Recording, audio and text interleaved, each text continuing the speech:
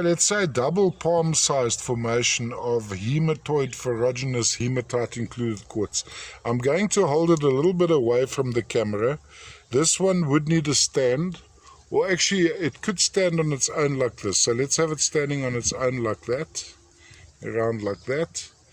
And you have, to some extent, the quartzes here have been included with hematite, and to some extent you actually have hematite crystallized on the outside of the crystal.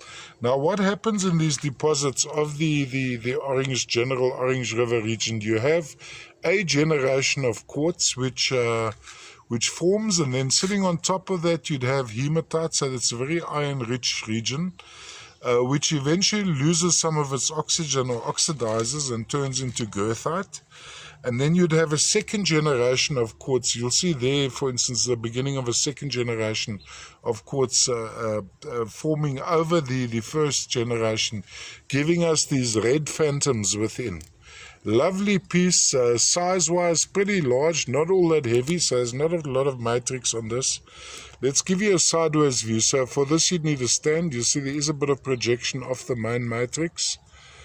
All the way from South Africa, from the General Orange River region, Northern Cape of South Africa.